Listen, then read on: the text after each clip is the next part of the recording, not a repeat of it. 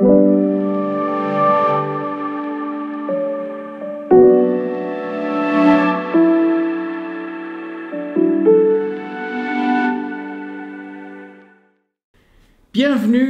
à notre nouvel épisode de J-Life Cancer.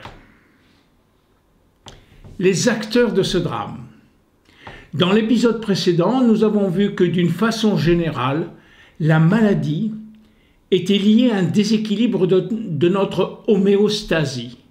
Mais quand cette rupture d'équilibre touche l'ADN cellulaire, alors il se produit un certain nombre de mutations qui sont en fait des protections, qui sont devenues excessives, et qui sont des protections à de multiples agresseurs.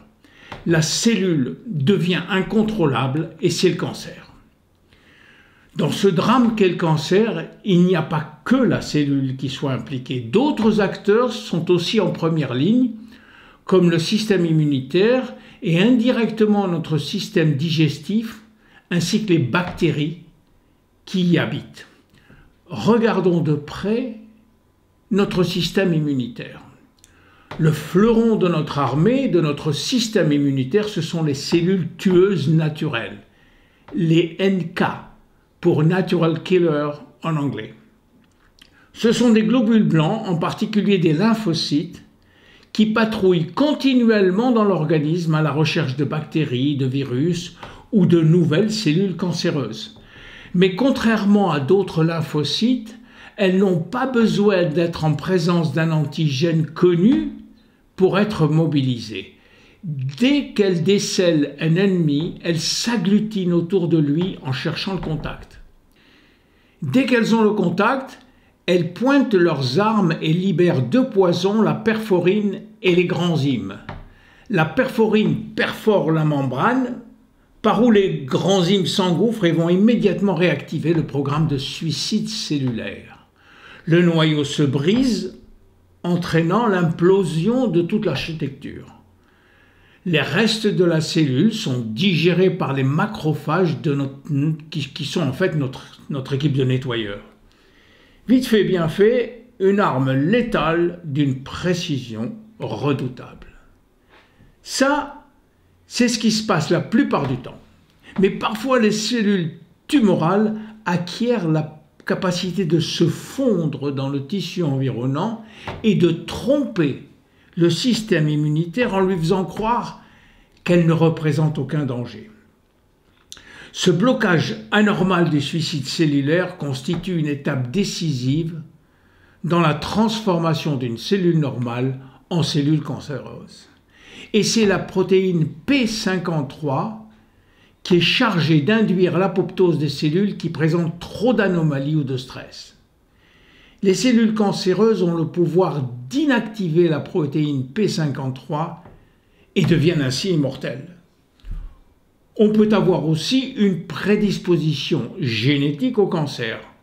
Certaines formes de cancer du sein, de l'ovaire, du côlon, mais aussi des glandes endocrines, du rein, de l'utérus, de la rétine, de l'estomac, de la peau, de la prostate, sont connus pour être liés à une prédisposition génétique familiale. Celle-ci est suspectée lorsqu'un même type de tumeur est retrouvé chez plusieurs membres de la famille. Récemment, on a démontré aussi que notre microbiome, nos bactéries, jouaient un rôle essentiel dans le mécanisme du cancer, soit en favorisant son développement quand notre flore est déséquilibrée, soit en le freinant quand nos bactéries sont en pleine forme. Pour résumer, nous avons plusieurs acteurs qui participent au drame cancéreux. La cellule d'abord, qui subit tant d'agressions qu'elle se protège en mutant son ADN. Puis le système immunitaire qui se laisse berner par leur aspect inoffensif. Les gènes familiaux qui aggravent notre cas et enfin les bactéries qui pourraient s'y mettre aussi. Mais le vrai coupable, l'élément déclencheur, c'est l'inflammation qui présente un double visage, celui de sauveur et celui de tueur. Sauveur, car si on saigne, on va colmater la brèche, mais si l'inflammation perdure le cancer va utiliser ces mécanismes de réparation comme un cheval de Troie pour envahir l'organisme. Le lien marquant entre inflammation et cancer est une protéine qu'on appelle NF-κB, NF pour Nuclear Factor, qui fait partie de ces fameuses cytokines pro-inflammatoires.